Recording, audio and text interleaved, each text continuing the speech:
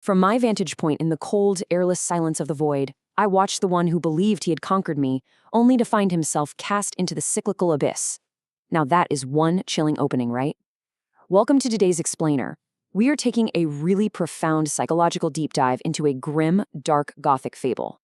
It's a story that unpacks the ultimate Nietzschean nightmare. We're going to track the tragic, slow descent of a wanderer who actually managed to defeat death, only to discover the absolute, crushing horror of endless time.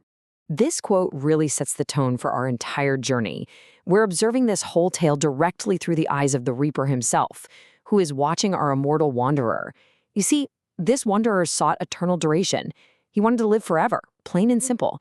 But instead of achieving ultimate power or godhood, he ended up in this terrifying suspension of meaning. It's a massive philosophical paradox. In conquering the end of his story, he accidentally erased the very thing that made his story matter in the first place. So let's dive in and see exactly how this tragic descent unfolds. Let's start with what we'll call the Kingdom of Glass. Our immortal wanderer started out by constructing a literal and metaphorical kingdom of glass. His goal? To preserve its beauty forever, perfectly frozen in time. He genuinely believed that if he could just remove the final stop, death, he would secure ultimate worth for himself and everything he held dear. But as the Reaper watched from the shadows, whispering warnings, the immortal completely missed a fundamental truth. And that truth is that beauty is intrinsically tied to mortality. The glory of his kingdom, the breath of his lovers, they were precious specifically because they were finite gifts. By erasing the boundaries of death, he literally erased the boundaries that make existence meaningful at all. Duration is not the same as value. If you take away anything from this explainer today, let it be this core philosophical truth. The immortal assumed that multiplying his time would multiply its worth. But eternity doesn't work like that. It actually acts as a solvent. It slowly bleaches the color out of every single experience.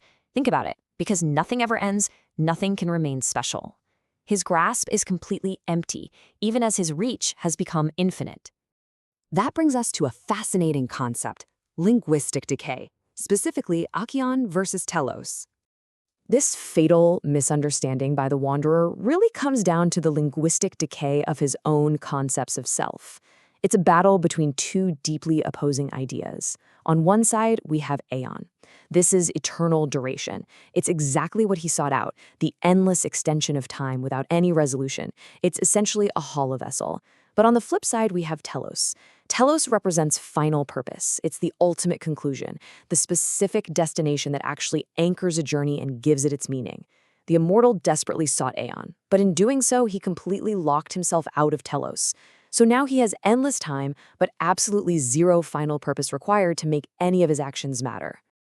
And this leads us to a terrifying, philological redefinition of a word we all think we know: stasis. For the immortal, stasis is definitely not some peaceful cessation of toil or a relaxing retirement. No, it is a stagnant condition where the very ground beneath his feet completely loses its reality. Time itself just becomes a mockery. He possesses all of time, yet this horrible mental prison ensures he actually inherits nothing from it. Which plunges us right into the Sisyphean trouble. Let's trace out this dark, cyclical timeline he's trapped in. In the 1st century, he watches mighty empires rise to power, hit their peak, and then crumble into dust. By the 2nd century, he has to watch his deepest loves age and wither away, all while he remains perfectly unchanged. Moving into the 3rd century, life just becomes this mind-numbing, repetitive encounter with tragedy and triumph. It's all stuff he's seen before. And by the 4th century, and literally every century after that, he remains a perpetual stranger to rest. Triumphs and tragedies repeat so frequently they just lose all intrinsic meaning. He is stuck in an agonizing prison of ceaseless marching seasons. So what we are really looking at here is the eternal return. And we're not just talking about living a really long time. This is the ultimate nihilistic horror. The immortal is literally being flattened by the crushing weight of infinity. Every single agony he experiences doesn't just happen once. It repeats indefinitely. And because there is no final resolution, there is absolutely no mercy. To the immortal, existence is no longer a story with a satisfying ending. It is a boundless theater where the play just never, ever ends. And that daily reality is what we call the hollow dawn. He inherits nothing. Just let that sink in for a second. Every single morning, the immortal awakens to this perpetual state of beginning that never matures into a meaningful conclusion. In the mortal world, we find significance because life is a story with a final chapter, anchored by the mercy of the grave. But the immortal? He suffers from a total bankruptcy of spirit. He wanders through a world that constantly moves on, dies, and is reborn without him, all while he carries the massive, crushing weight of endless time with absolutely nothing left to gain.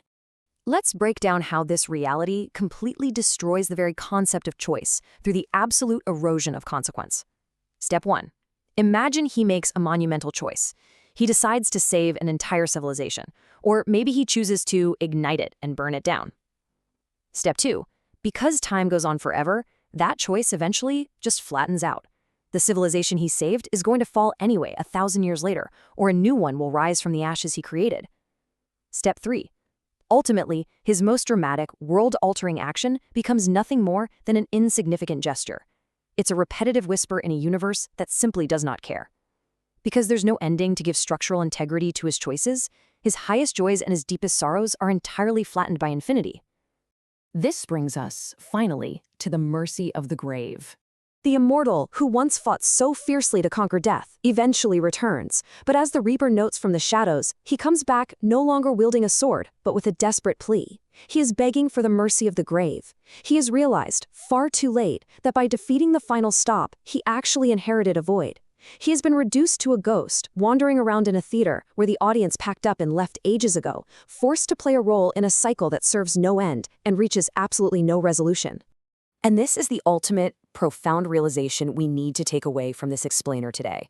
Death is the true provider of value. It is literally the only force capable of granting a resolution to the agony of the eternal return. The very thing the immortal spent his entire life trying to defeat was the only thing that gave his life any real substance. A life without an end is, quite tragically, a life without meaning. So, I want to leave you with this thought. If a life without an end is truly a life without meaning, how does the mercy of the grave anchor the value of your own finite joys today?